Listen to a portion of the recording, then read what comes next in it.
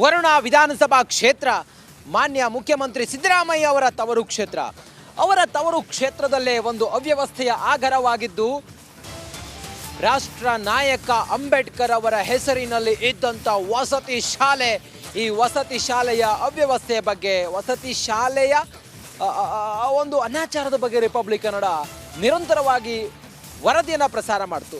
ಈ ಶಾಲೆ ಹೇಳಿ ಕೇಳಿ ಸತತ 3-4 ವರ್ಷಗಳಿಂದಲೂ ಕೂಡ 100% ರಿಸಲ್ಟನ್ನು ಪಡೆದುಕೊಂಡು ಬರ್ತಾ ಇದೆ. ಉತ್ತಮವಾದಂಥ ಕ್ವಾಲಿಟಿ ಎಜುಕೇಷನ್ ಸಿಗ್ತಾ ಇದೆ. ಆದರೆ ಈ ಶಾಲೆಗೆ ಕೊಡಬೇಕಾದಂಥ ಮೂಲಭೂತ ಸೌಕರ್ಯ ಇಲ್ಲದೆ ವಿದ್ಯಾರ್ಥಿಗಳೆಲ್ಲರೂ ಕೂಡ ಆ ವಸತಿ ಶಾಲೆಯಲ್ಲಿ ನೆಲೆಸಿದ್ದಂಥ ವಿದ್ಯಾರ್ಥಿಗಳು ಹೈರಾಣಾಗಿದ್ದನ್ನು ಅವರ ಮನೆಯವರು ಪೋಷಕರು ಬಂದು ಗಲಾಟೆ ಮಾಡಿ ಮತ್ತೊಂದು ಎಲ್ಲವೂ ಕೂಡ ಆಯಿತು.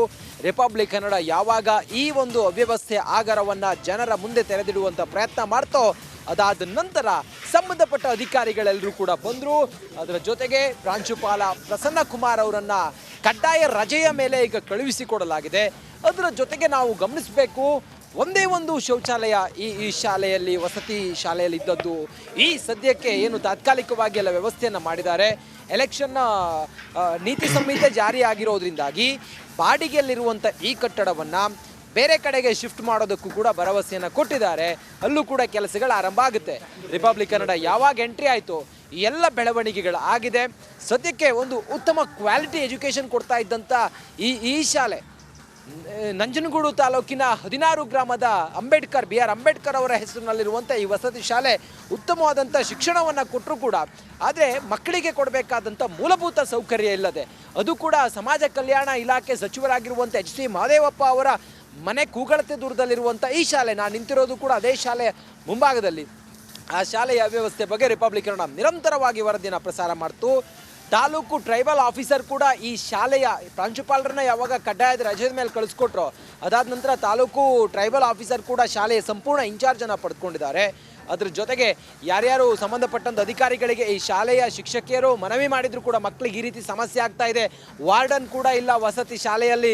ವಾರ್ಡನ್ ಇಲ್ಲದೆ ಇರೋದ್ರಿಂದಾಗಿ ಝೀರೋ ಮೇಂಟೆನೆನ್ಸ್ನಿಂದಾಗಿ ಎಲ್ಲ ತೊಂದರೆಗಳು, ನೀರಿಲ್ಲ, ಮಗದೊಂದು ಅನ್ನೋದ್ರ ಬಗ್ಗೆ ನಿರಂತರವಾಗಿ ಗಮನಕ್ಕೆ ತಂದರೂ ಕೂಡ ಯಾರೂ ಅದಕ್ಕೆ ದನಿಯಾಗಿರಲಿಲ್ಲ ಅಥವಾ ಅದನ್ನು ಸರಿಪಡಿಸೋ ಕೆಲಸ ಮಾಡಿರಲಿಲ್ಲ. ರಿಪಬ್ಲಿಕ್ ಕನ್ನಡ ಎಂಟ್ರಿ ಆದ ನಂತರ ಈಗ ಅಧಿಕಾರಿಗಳು ಎಚ್ಚೆತ್ತುಕೊಂಡಿದ್ದಾರೆ. ಮಾನ್ಯ ಮುಖ್ಯಮಂತ್ರಿಗಳಿಗೆ ವಿತ್ ಆಲ್ ರೆಸ್ಪೆಕ್ಟ್, ಮಾನ್ಯ CM ವಿತ್ ಆಲ್ ರೆಸ್ಪೆಕ್ಟ್, ಸಮಾಜ ಕಲ್ಯಾಣ ಇಲಾಖೆ ಸಚಿವರೇ, ನಾವು ಪ್ರಶ್ನೆ ಮಾಡಿದ್ದು ನಿಮ್ಮನ್ನು, ನಿಮ್ಮೂರಲ್ಲಿ ಇಂಥದ್ದೊಂದು ಶಾಲೆ ಇದೆ ಅಂತ ಹೇಳಿದರೆ ನಾಚಿಕೆ ಆಗಬೇಕು ಅನ್ನೋದು, ನಿಮಗೆ ಒಂದು ರೀತಿಯಲ್ಲಿ ಇದು ಕೆಟ್ಟದ್ದು ಅನ್ನೋದು. ಆ ಕಾರಣದಿಂದ ಈಗ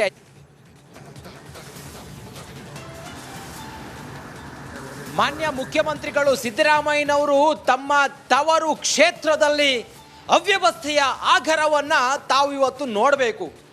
ಮಾನ್ಯ ಸಮಾಜ ಕಲ್ಯಾಣ ಇಲಾಖೆ ಸಚಿವರು HC ಮಹದೇವಪ್ಪನವರ ಮನೆಯ ಕೂಗಳತೆ ದೂರದಲ್ಲಿರುವಂಥ ಅಂಬೇಡ್ಕರ್ ವಸತಿ ಶಾಲೆಯ ಅನಾಚಾರದ ಚಿತ್ರಣವನ್ನು ರಿಪಬ್ಲಿಕ್ ಕನ್ನಡ ಇವತ್ತು ನಿಮ್ಮ ಮುಂದೆ ತೆರೆದಿಡ್ತಾ ಇದೆ.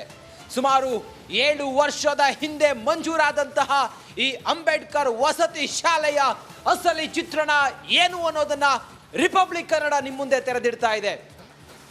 ಪಾಪ ಯಾವುದೋ ಊರಿನ, ಯಾವುದೋ ಗ್ರಾಮದ ಬಡ ತಾಯಂದಿರು, ಆ ಬಡ ಪೋಷಕರು ತಮ್ಮ ಮಕ್ಕಳು ಚೆನ್ನಾಗಿ ಓದಲಿ ಅಂಥೇಳಿ ಹಾಸ್ಟೆಲ್ಗೆ ಕಳುಹಿಸಿದ್ರೆ, ವಸತಿ ಶಾಲೆಗೆ ಕಳುಹಿಸಿದ್ರೆ, ದಯಾನೀಯ ಪರಿಸ್ಥಿತಿಯ ವಸತಿ ಶಾಲೆಯ ಅಸಲಿ ಚಿತ್ರಣವನ್ನು ರಿಪಬ್ಲಿಕ್ ಕನ್ನಡ ಇವತ್ತು ನಿಮ್ಮ ಮುಂದೆ ಎಕ್ಸ್ಪೋಸ್ ಮಾಡ್ತಾ ಇದೆ. ಎಕ್ಸಾಕ್ಟ್ ಆಗಿ ನಾವಿರುವಂಥ ಜಾಗ ಈಗ ವರುಣಾ ಕ್ಷೇತ್ರದ ನಂಜನಗೂಡು ತಾಲೂಕಿನ 16 ಗ್ರಾಮದ ಈ BR ಅಂಬೇಡ್ಕರ್ ಅವರ ಹೆಸರಿನಲ್ಲಿ ನಡೀತಾ ಇರುವಂಥ ಈ ವಸತಿ ಶಾಲೆ ಸುಮಾರು